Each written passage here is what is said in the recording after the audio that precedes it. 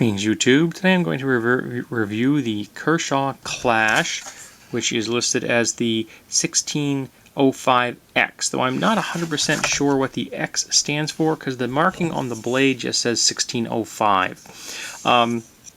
This is a assisted opening flipper design. There is no manual device on this blade whatsoever. I think it gives it a nice clean look, so you have to open it this way. Glass filled nylon slab scales, closed construction, which I think makes it a little more difficult to keep clean. Two position pocket clip, so if you want to tip up or tip down and you're right-handed, you're all set. If you happen to be left-handed, well, you're out of luck. This particular has a slight angle to it, which I think fits jeans very well, but it doesn't fit in khaki-style pants with a pocket with a slant to it. Doesn't fit quite as well as a pocket that's more directly across. So it fits better in my jeans than it does in my khaki-style pants. Of course, one of the most important parts of a flipper is the flipping device itself, and this flipper is a little on the small side, and there's no burrs on this, none whatsoever, but these points right here are slightly sharp, but because this flipper is so small, I am hesitant to round them off at all, just in the event that it becomes more difficult. And because I do wear gloves at work on a regular basis, it really isn't much of an issue, and since I'm not flipping this thing open 100 times a day, it isn't that much an issue even with my bare hands. Of course, I'm gonna have a flipper, and there you go. It has a really nice shape with a very subtle recurve here. It's very subtle. It's got a nice grind to it, hollow ground, secondary bevel, came out of the box nice and sharp. Has a really beautiful swedge right here. Very smooth, satin finish. It's got some chimping right here with what, 3 lines of it.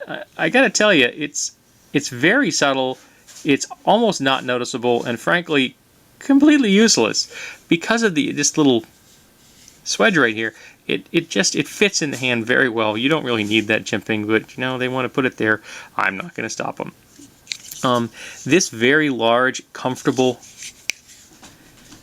finger groove, and it just locks into your hand. It really is very pleasant.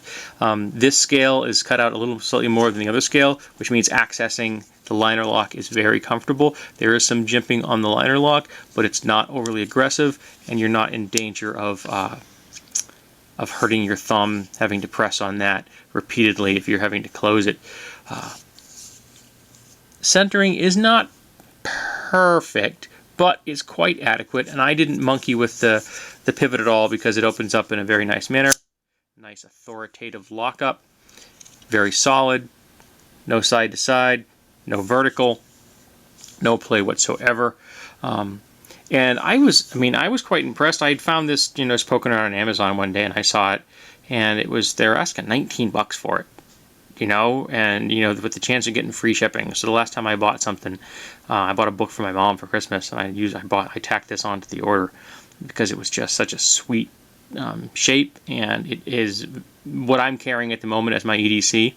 I had been carrying the Volt 2, and I've been carrying a magnetic draw here to help get it out of the pocket, and this is kind of wide for that. This is, I'll have to admit, it's a very useful clip.